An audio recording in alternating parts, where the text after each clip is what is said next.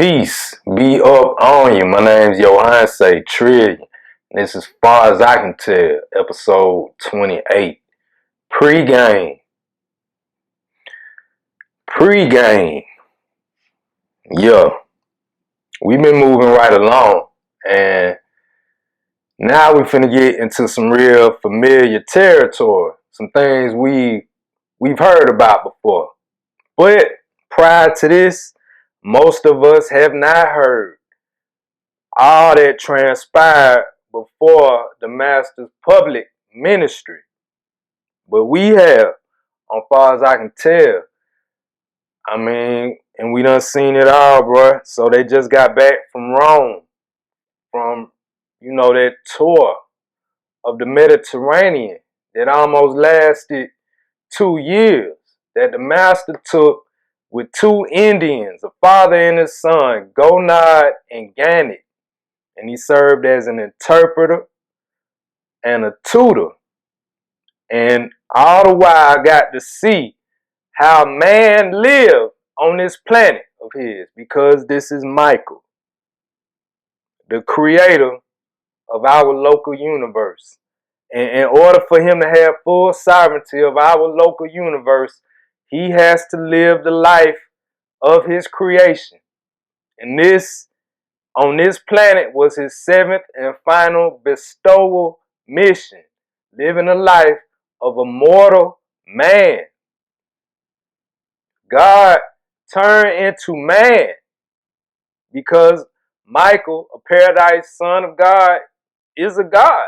He has the same creator prerogatives as our Heavenly Father. So, yeah. Now, again, this is pregame. I'm going to be pulling from paper 134, and they call this the transition years. This is right before it get major.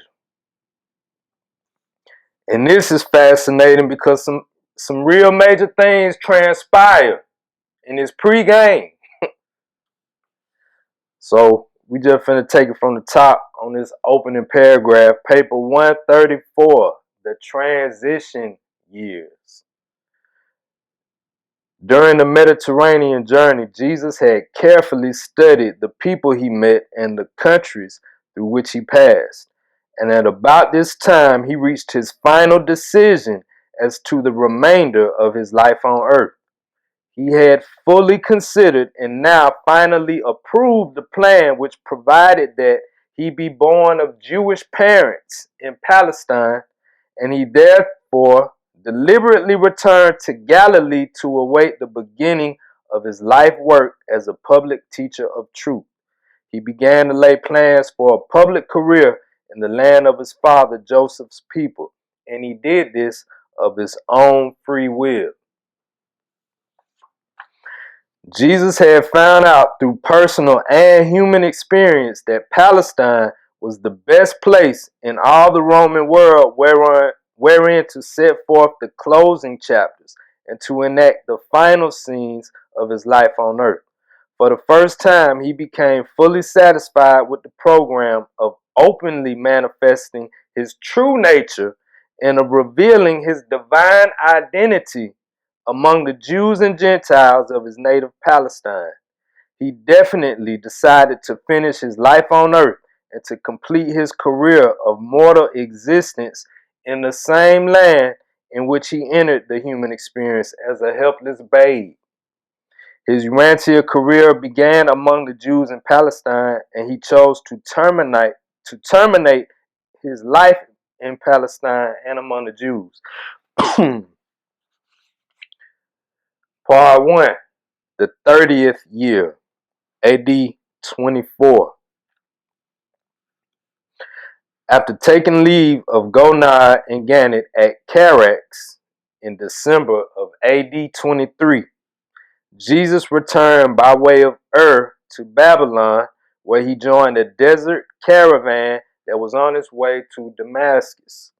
From Damascus, he went to Nazareth, stopping only a few hours at Capernaum, where he paused to call on Zebedee's family. Now remember, Zebedee's family was who he was kicking it with before this whole tour of the Roman world. He worked there with the Zebedees as a boat maker. And Zebedee had 3 sons, John, James, and David, among, the rest of his family. So stopping only a few hours at Capernaum, where he paused to call on Zebedee's family. There he met his brother James, the master's brother James, who had sometime previously come over to work in his place at Zebedee's boat shop.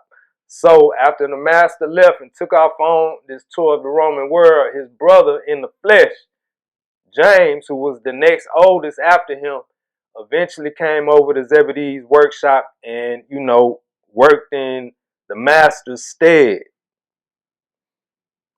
After talking with James and Jude, that's another one of his brothers, who also chanced to be in Capernaum, and after turning over to his brother James the little house which John Zebedee had managed to buy, Jesus went on to Nazareth. Now remember, before he left, he had a bunch of money saved up from working with the Zebedees as a boat builder and a designer of these boats.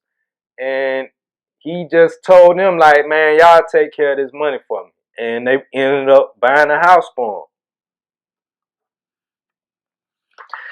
him. At the end of his Mediterranean journey, Jesus had received sufficient money to meet his living expenses almost up to the time of the beginning of his public ministry.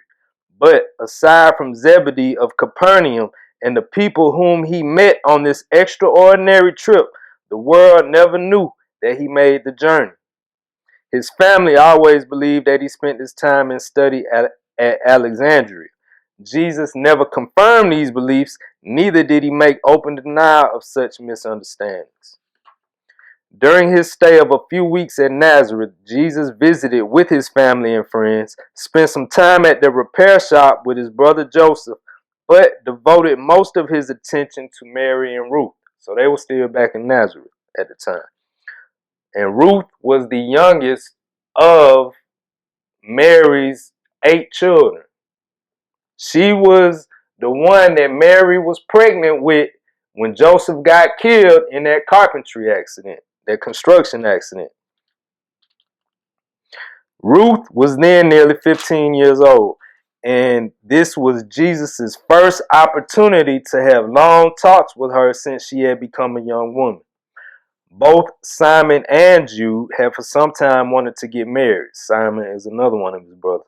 But they had disliked to do this without Jesus' consent. Accordingly, they had postponed these events, hoping for their eldest brother's return. Though they all regarded James as the head of the family in most matters, when it came to getting married, they wanted the blessing of Jesus. So Simon and Jude were married at a double wedding in early March of this year, AD 24. All the older children were now married. Only Ruth, the youngest, remained at home with Mary. Jesus visited with the individual members of his family quite normally and naturally.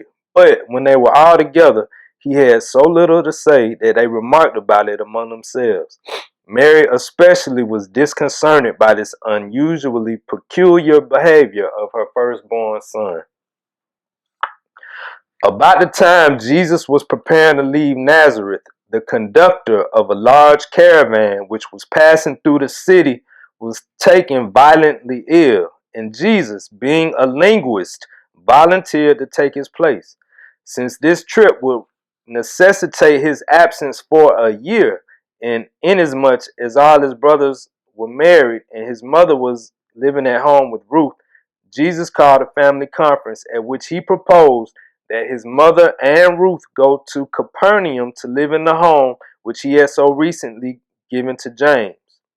Accordingly, a few days after Jesus left with the caravan, Mary and Ruth moved to Capernaum, where they lived for the rest of Mary's life in the home that Jesus had provided.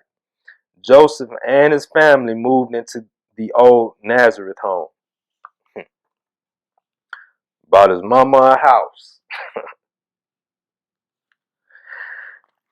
This was one of the more unusual years in the inner experience of the Son of Man. great progress was made in effecting working harmony between his human mind and the indwelling adjuster. This is a big deal right here, man. We done talked about this thought adjuster because this is the spirit of God that indwells our mind. That's how they often refer to it.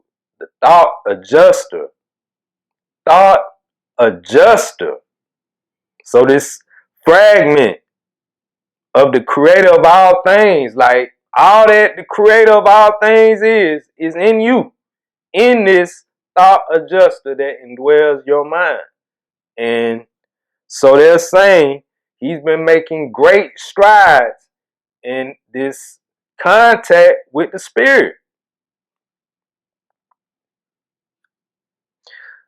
This was one of the more unusual years in the inner experience of the Son of Man. Great progress was made in effecting working harmony between his human mind and the indwelling adjuster. The adjuster had been actively engaged in reorganizing the thinking and in rehearsing the mind for the great events which were in the not then distant future. The personality of Jesus was preparing for his great change in attitude toward the world. These were the in-between times, the transition stage of that being who began life as God appearing as man and who was now making ready to complete his earth career as man appearing as God. Part 2. The Caravan Trip to the Caspian. It was the 1st of April, AD 24, when Jesus left Nazareth on the caravan trip to the Caspian Sea region. The caravan, which Jesus joined as its conductor, was going from Jerusalem by way of Damascus and Lake Hermon through Assyria, Media, and Parthia to the southeastern Caspian Sea region. It was a full year before he returned from this journey. For Jesus, this caravan trip was another adventure of exploration and personal ministry. He had an interesting experience with his caravan family, passengers, guards, and camel drivers. Scores of men, women, and children residing along the route followed by the caravan lived richer lives as a result of their contact with Jesus, to them the extraordinary conductor of a commonplace caravan. Not all who enjoyed these occasions of his personal ministry profited thereby, but the vast majority of those who met and talked with him were made better for the remainder of their natural lives. Of all his world travels, this Caspian Sea trip carried Jesus nearest to the Orient and enabled him to gain a better understanding of the Far Eastern peoples. He made, intimate and personal contact with every one of the surviving races of Urantia, excepting the red. They're basically saying he made contact with every race except the red man at this time.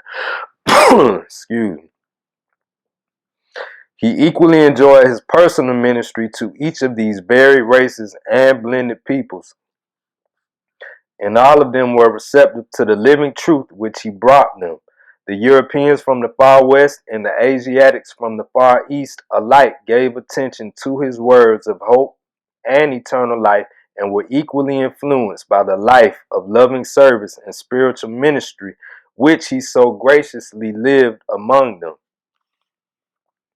The caravan trip was successful in every way. This was a most interesting episode in the human life of Jesus, for he functioned during this year in an executive capacity, being responsible for the material entrusted to his charge and for the safe conduct of the travelers making up the caravan party. And he most faithfully, efficiently, and wisely discharged his multiple duties. Just on a side note, and from a human tip, this is like why this story is so important, because the layers to his character. I mean, this man did a lot, and he did a lot well. On the return from the Caspian region, Jesus gave up the direction of the caravan at Lake Hermia, where he tarried for slightly over 2 weeks. He returned as a passenger with a later caravan to Damascus, where the owners of the camels besought him to remain in their service.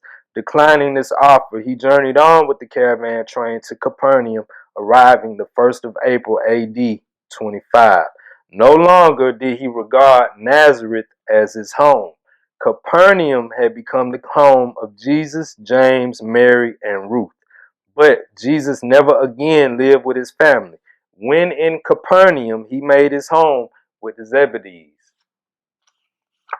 So I'm going to skip a few parts. But basically, when he was in Hermia for a minute, he was invited to speak and lecture because some dude, I think they call him Symboyton, has set up like a large amphitheater that was dedicated to what they quote the spirit of religion, and it was just basically a forum that people from varying religions just kind of chopped it up. And it had a few rules, like just basically no disrespect for anybody else's beliefs, essentially is what that was. And so the master actually lectured formally. I mean, this was the most formal teaching he really ever gave in his life at this amphitheater. And it was on the Brotherhood of Men. It was like a 24 session lecture that he conducted over the course of a couple of weeks.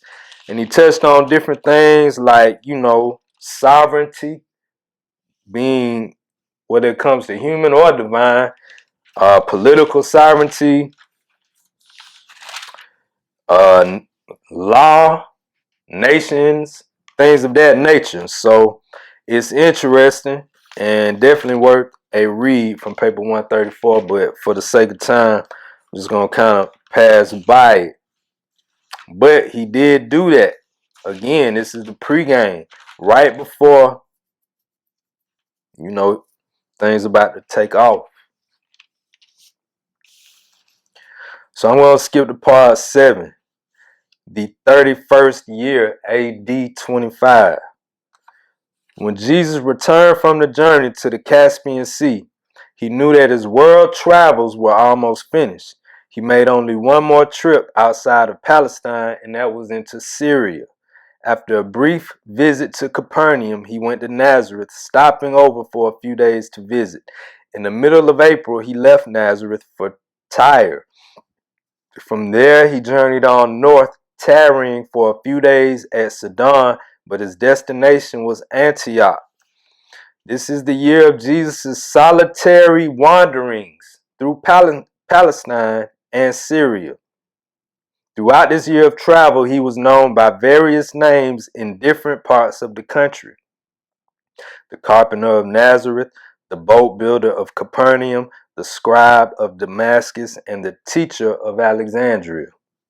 At Antioch, the Son of Man lived for over 2 months, working, observing, studying, visiting, ministering, and all the while learning how man lives, how he thinks, feels, and reacts to the environment of human existence. For 3 weeks of this period, he worked as a tent maker. He remained longer in Antioch than at any other place he visited on this trip. 10 years later, when the Apostle Paul was preaching in Antioch and heard his followers speak of the doctrines of the Damascus scribe, he little knew that his pupils had heard the voice and listened to the teachings of the Master himself. From Antioch, Jesus journeyed south along the coast to Caesarea, where he tarried for a few weeks, continuing down the coast to Joppa. From Joppa, he traveled inland to Jamnia, Ashad, and Gaza. From Gaza, he took the inland trail to Beersheba, where he remained for a week. Jesus then started on his final tour as a private individual through the heart of Palestine, going through Beersheba in the south to Dan in the north. On his journey northward, he stopped at Hebron, Bethlehem, where he saw his birthplace, Jerusalem, he did not visit Bethany, Beroth, Lebanon, Sychar, Shechem, Samaria, Jeba, and a few more names. He ended up at Dan, or Caesarea Philippi. The indwelling thought adjuster, check it, this spirit that we all got in us, the indwelling thought adjuster, now led Jesus to forsake the dwelling places of men and take himself up to Mount Hermon, that he might finish his work of mastering his human mind and complete the task of effecting his full consecration to the remainder of his life work on earth. So he got to get away. The adjuster has led him to get away up on Mount Hermon to complete the task of mastering his mind.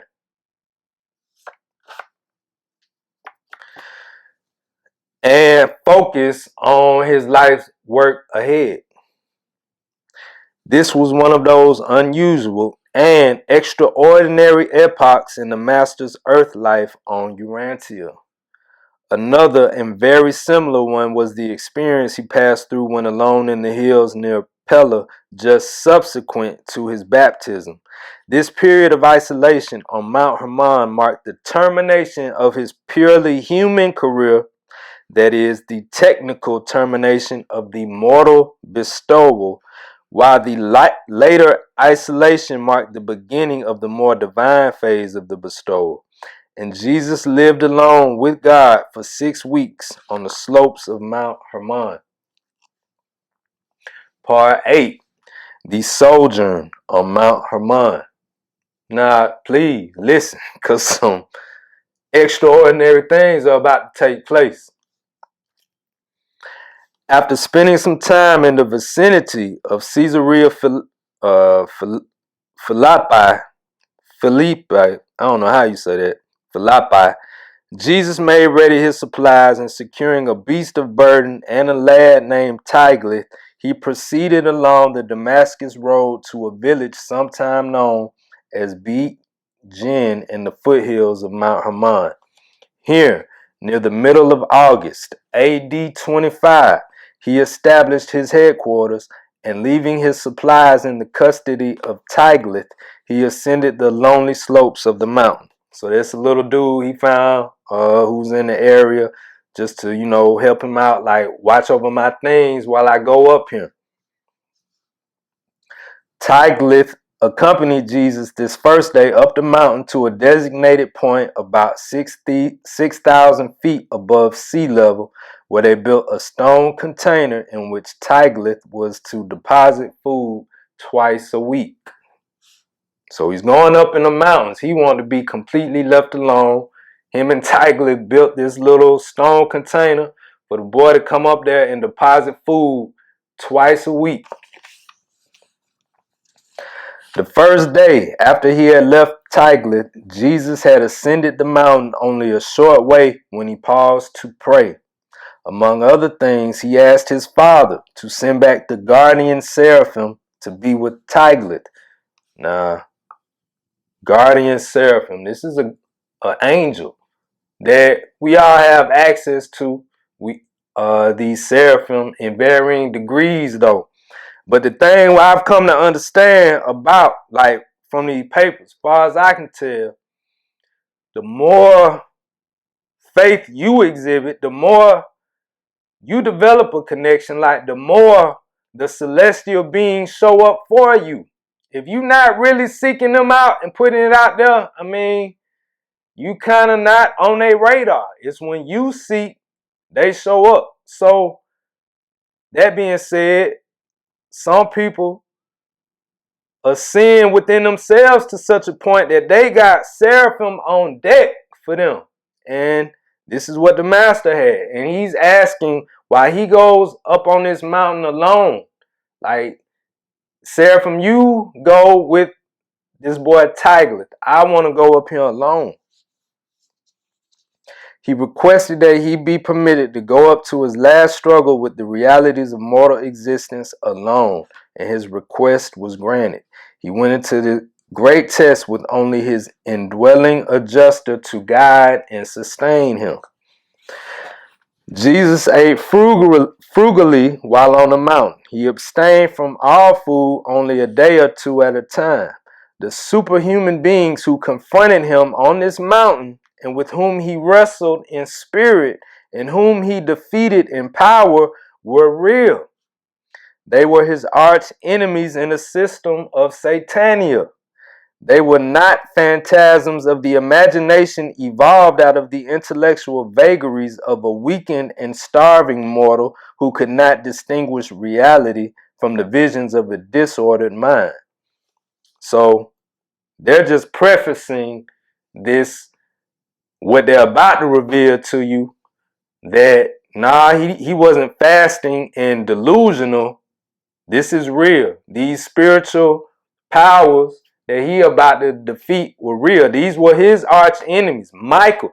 This whole time now, again, this is Michael incarnated in flesh. Known in his day and age as Yahshua to his people. We call him Jesus.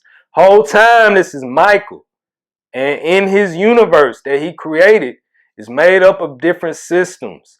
And Lucifer was the chief executive of the system that this planet resides in. And that system is called Satania. And Lucifer started a rebellion essentially against Michael and his authority.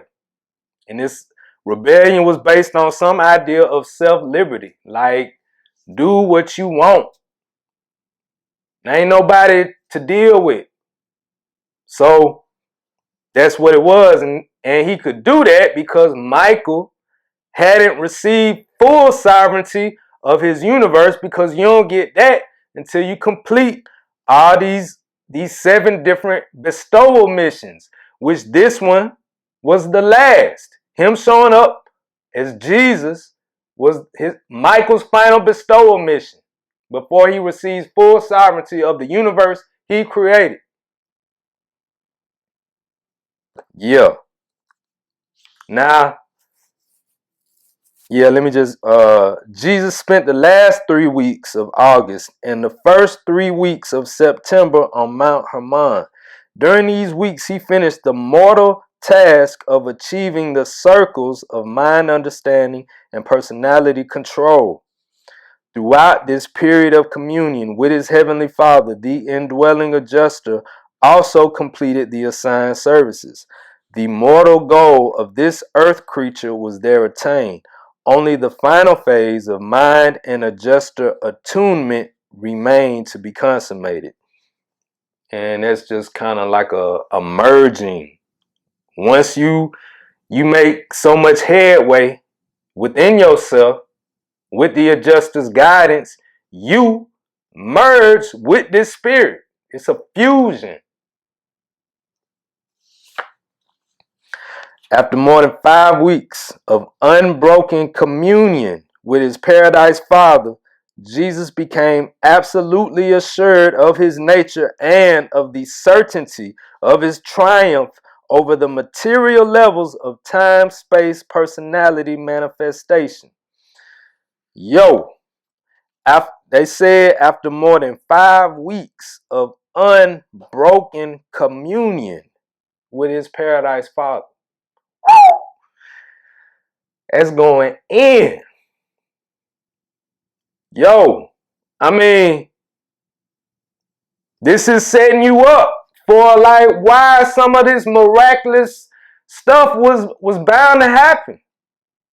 He merged fully, like with his thought adjuster. They became one. And it's the same thought adjuster we got. But how many of us can go weeks with unbroken communion with our Father? Like, we can't go 20 minutes without checking a phone. So 2,000 plus years ago, he had to get away. Like, think about that, no? In order for him to achieve what he had to do, he had to get away and have unbroken communion with our Heavenly Father.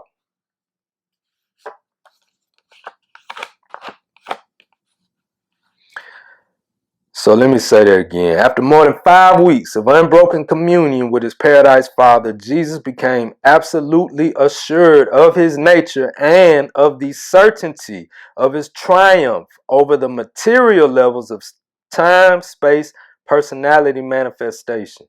He fully believed in and did not hesitate to assert the ascendancy of his divine nature over his human nature. Oh, I know. Me and God are one. I know this. Near the end of the mountain sojourn, Jesus asked his Father if he might be permitted to hold conference with his satanic enemies as the Son of Man, as Joshua ben Joseph. So this request is basically just to reiterate that the Son of Man, because he was known as the Son of Man, the Son of God. Now, Son of Man really means being born of woman, coming from your mama and daddy like flesh. But he's the Son of Man, on his way to being the Son of God. Really always been the Son of God this whole time. But he's asking, because just to backtrack, this goes back to one of the earlier episodes. I want to say, Christ the prequel. Or it might have been, it was around them episodes, Christ the prequel. We see what he was doing up on high before he came down here. Now, one of the things, Emmanuel the whole time is holding down this universe while Michael is gone as Jesus. But before he left his throne, so to say, in Salvington, the capital of Nebadon, before he left to come down here, Emmanuel told him, like, look, man, when you down there, I want you to defeat Lucifer as a man. So that's what he's about to do.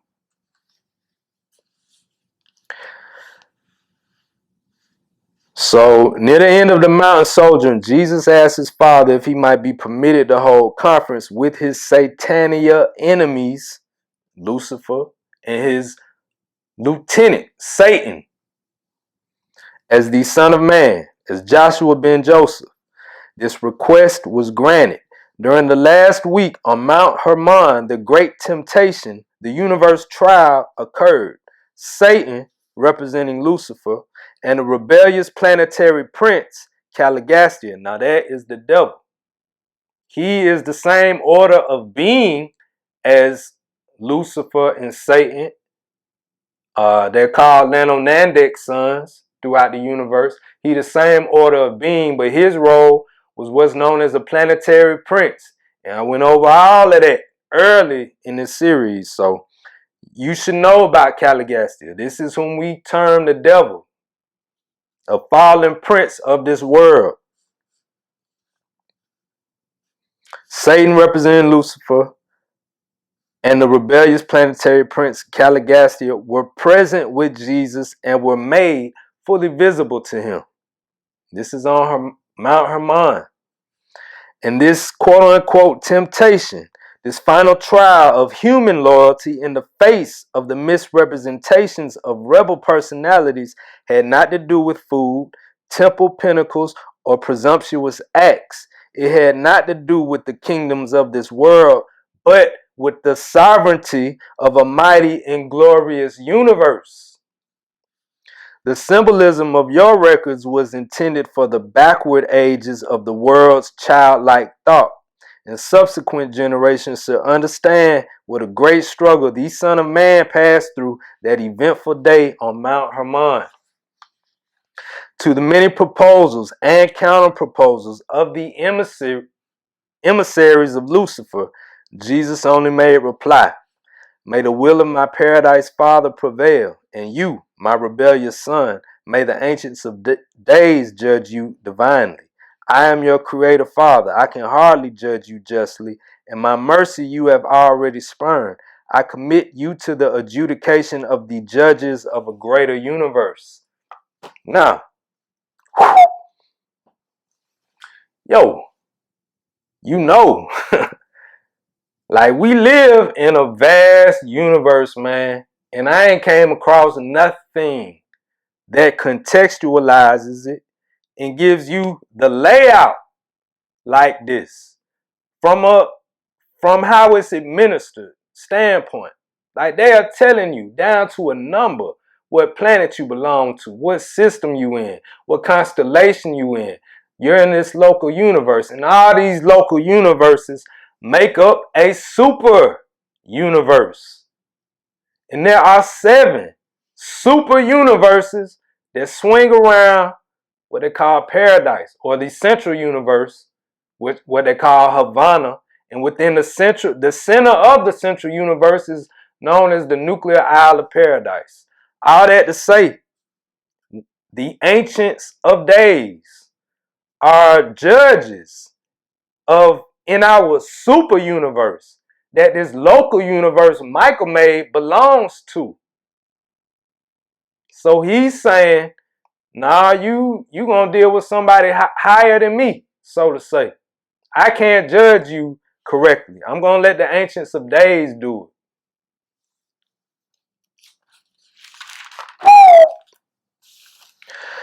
To all the Lucifer suggested compromises and makeshifts, to all such specious proposals about the incarnation bestowed, Jesus only made reply, the will of my Father in paradise be done. And when the trying ordeal was finished, the detached guardian seraphim returned to Jesus' side and ministered to him. On an afternoon in late summer, amid the trees and in the silence of nature, Michael of Nebadon won the unquestioned sovereignty of his universe.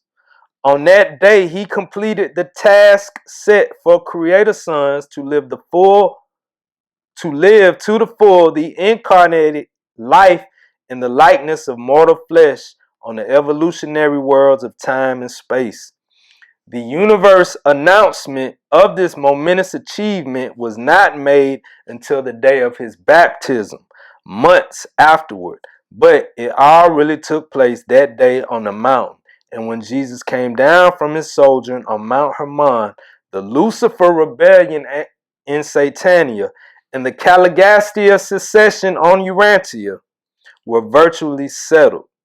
Jesus had paid the last price required of him to attain the sovereignty of his universe, which in itself regulates the status of all rebels and determines that all such future upheavals, if they ever occur, may be dealt with summarily and effectively. Accordingly, it may be seen that the so-called great temptation of Jesus took place sometime before his baptism and not just after that event. At the end of this sojourn on the mountain, as Jesus was making his descent, he met Tiglath coming up to the rendezvous with food. Turning him back, he said only, "The period of rest is over. I must return to my father's business." He was a silent and much changed man as they journeyed back to Dan, where he took leave of the lad, giving him the donkey.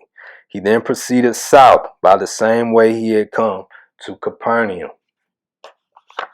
So yeah, man, that was huge.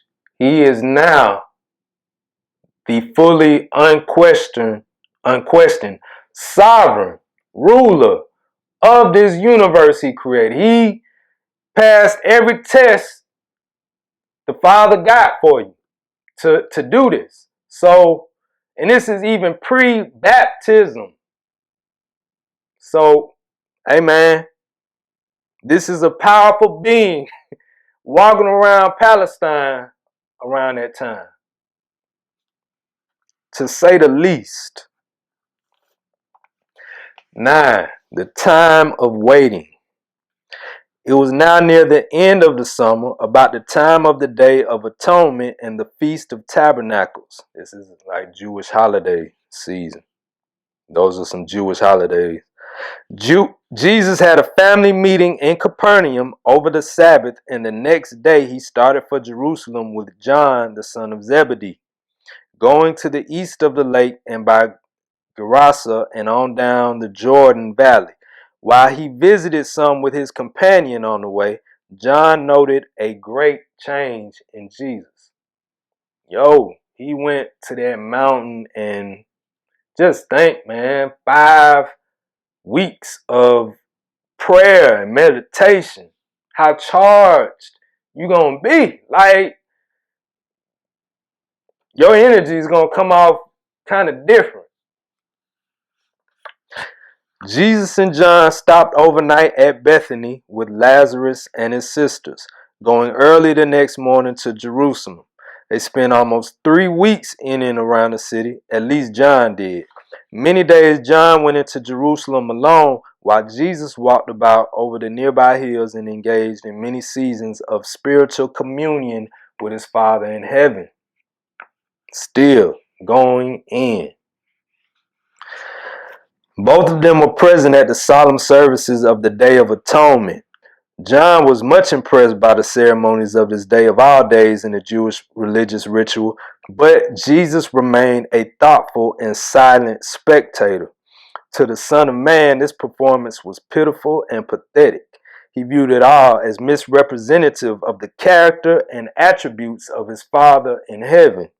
He looked upon the doings of this day as a travesty upon the facts of divine justice and the truths of infinite mercy. He burned to give vent for the declaration of the real truth about his Father's loving character and merciful conduct in the universe, but his faithful monitor admonished him that his hour had not yet come. Now, they also refer to thought adjusters as mystery monitors. Same thing. It's interchangeable. That spirit of God, the fragment of deity that indwells our mind, they either call the thought adjuster, mystery monitor, father fragment. These are all terms for the spirit that indwells us.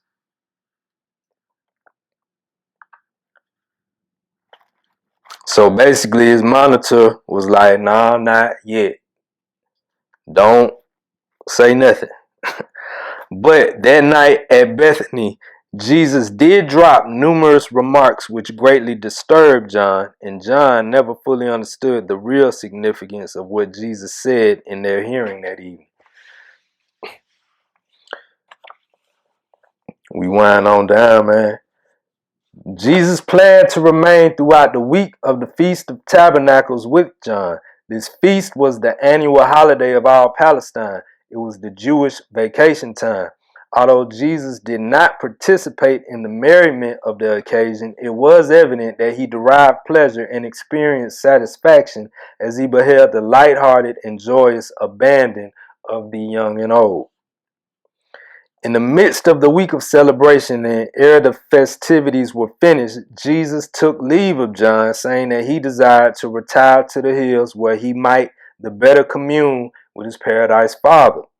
John would have gone with him, but Jesus insisted that he stay through the festivities, saying, "It is not required of you to bear the burden of the Son of Man. Only the watchman must keep vigil while the city sleeps in peace." Jesus did not return to Jerusalem. After almost a week alone in the hills near Bethany, he departed for Capernaum. On the way home, he spent a day and a night alone on the slopes of Gilboa, near where King Saul had taken his life. And when he arrived at Capernaum, he seemed more cheerful than when he had left John in Jerusalem. The next morning, Jesus went to the chest containing his personal effects, which had remained in Zebedee's workshop, put on his apron, and presented himself for work, saying, "It behooves me to keep busy while I wait for my hour to come." And he worked several months until, again, man, this dude, like, character, bro, like, it's so much pragmatism in his life that can help any young man or woman coming up. You know what I'm saying? Older too. Like, it don't matter. Just the pragmatism with how he dealt with life, the practical things he would do.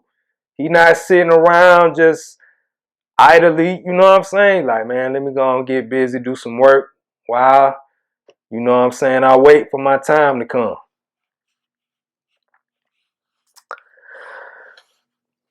So yeah, he put on his apron, presented himself for work, saying, "It behooves me to keep busy while I wait for my hour to come." And he worked several months until January of the following year in the boat shop by the side of his brother James. After this period of working with Jesus, no matter what doubts came up to becloud James's understanding of the life work of the Son of Man, he never again really and wholly gave up his faith in the mission of Jesus. So basically, he recognized him as look, I might not understand everything about my big brother, but I believe he's what he say he is. As time passed, rumors came to Capernaum of one John who was preaching while baptizing penitents in the Jordan. And John preached, "The kingdom of heaven is at hand. Repent and be baptized." Jesus listened to these reports as John slowly worked his way up the Jordan Valley from the ford of the river nearest to Jerusalem. But Jesus worked on, making boats, until John had journeyed up the river to a point near Pella in the month of January of the next year, AD 26, when he laid down his tools, declaring, "My hour has come," and presently presented himself to John for baptism. Now they gonna go into, you know how they do. Of course they finna give you the whole detail. But a great change had been coming over Jesus. Few of the people who had enjoyed his visits and ministrations as he had gone up and down in the land ever subsequently recognized in the public teacher the same person they had known and loved as a private individual in former years. And there was a reason for this failure of his early beneficiaries to recognize him in his later role of public and authoritative teacher. For long years, this transformation of mind and spirit had been in progress, and it was finished during the eventful sojourn on Mount Hermon. And that is the end of paper 134, the transition years. As far as I can tell, Jesus, the pregame, the master, pregame, huh? But yeah, man, it's about to turn up. I say that like every other episode because it's always, that's how this material just works, man. It's enthralling and life changing. But we're about to get into some familiar territory. You done heard some of this before, but you ain't heard it like this before. And man, I can't wait. But yeah, that's that. It's all love.